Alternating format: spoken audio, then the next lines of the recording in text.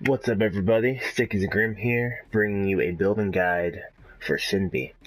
I know, K-pop star, what is doing this game? I was right there with you. I was not a fan of Shinbi. I did not like her character design. But look at that face. It's adorable. You cannot resist that face. Just give into it. Just give into it, you won't regret it. She's super strong. Now let's get into the build. So we're going to go Growth and Death. And for our gems, in Vitality, our only gem will be Mana Reactor. Now, it's going to be good. She's a pretty big mana hog. So this is going to keep our mana up, help us manage our mana. Now for Intellect, we will do the other 5 in Intellect. We will start with Onslaught. Basic attacks will reduce our cooldowns so we can use our manas more. That will combo well with Mana Reactor, getting our mana back. Next we'll do Deadly Mana. Every minion kill we get, it will increase our max mana, so we have more to work with. Mana Fountain to give us more mana regen. The less mana we have, so we are down to 50% mana. This is going to give us more mana regen so we can fill it up faster. It's going to help us using our abilities. Next we'll have Ruthless Spells, dealing an additional percentage of ability damage for every percentage of missing health on enemy heroes. So if this is the same as PvP, because I know sometimes the stats vary, but you do an additional 1% for every 10% missing health on enemy heroes. Just a way to do more damage. And lastly, we have Overpowered Spells. So you do, I don't know what it is for PvP, because again, stats vary for PvP and PvE, but you do a percentage of bonus damage at the cost of additional mana. But with the couple ways we have to get mana back faster, it will not be a problem. You'll be hitting like a truck. It's going to be beautiful. Now for our cards, we have Coin Master. Who doesn't love more gold? We have Exoskeleton, really good early game, mitigating damage, awesome. We have Green Spring. I have this on here just in case I would play off lane. I prefer mid with Shinbi, just because she needs more mana, so I like to control the river buffs. But if you did play off lane, you're playing against the ADC. This is awesome. It gives you that basic armor, and then you have that health regen. This is what we're going to be using right here. Possessed Bracken. 3 Vitality. We're going to pop this on. I personally think Shinbi has a weak early game, just because you need to be up in her face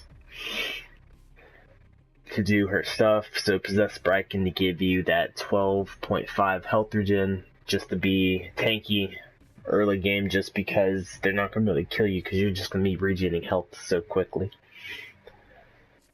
We got Invader Mage. After I pick up Spraken, I pick this up. This is really good. It gives you 13 power, then it gives you 10 ability armor penetration. So on top of the power, you're penetrating their armor, so you do even more damage. This is really good. I love this. Growth Totem, I get this on as soon as possible. And most of the time, I'll keep it on. Depending on the situation, I'll take it off later. But if you get it on early enough, and if the game goes on long enough, this is really good.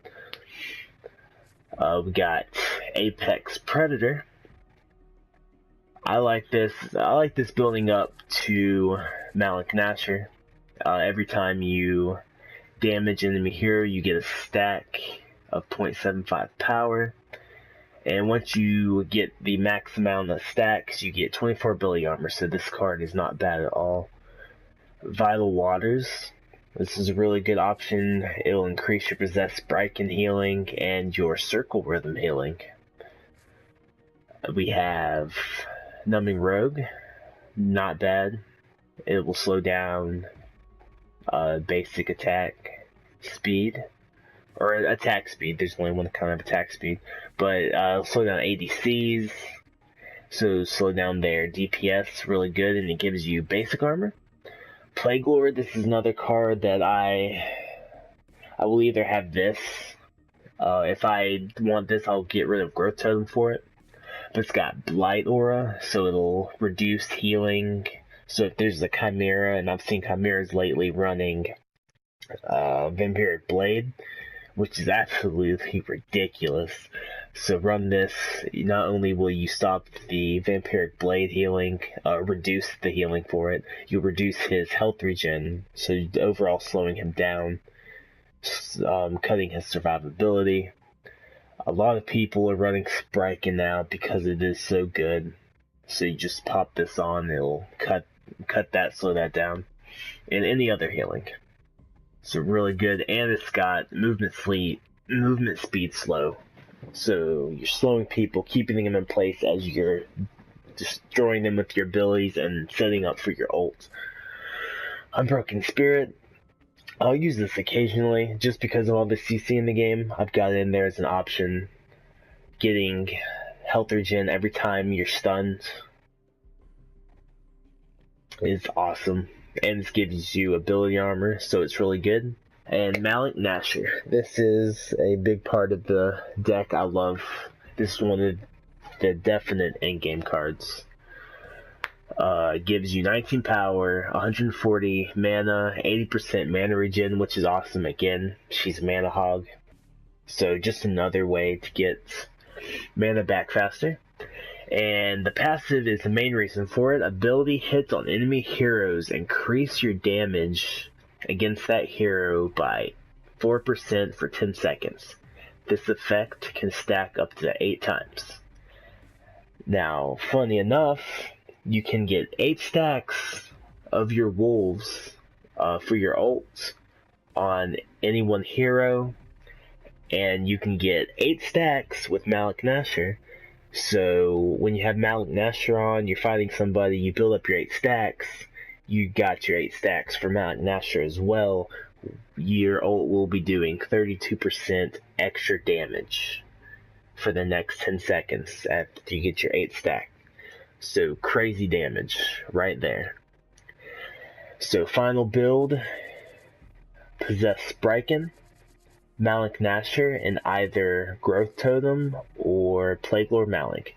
Now a quick tip for anybody who wants to use Shinbi but just isn't getting it. You feel like other people are doing good with Shinbi, but you just can't be good with Shinbi. I was right there with you. My tip for you would be get up in their face. I thought of her as a caster, so I was sitting back trying to throw wolves, and think of her more of an assassin. She's melee, obviously, so get up in their face, throw your wolves at them, use your circle rhythm, use your teleport or your dash. Think of it not only as an escape, but as an engage. As you dash through them, you're gaining stacks, so use it to kind of confuse them. Dash through them in one direction.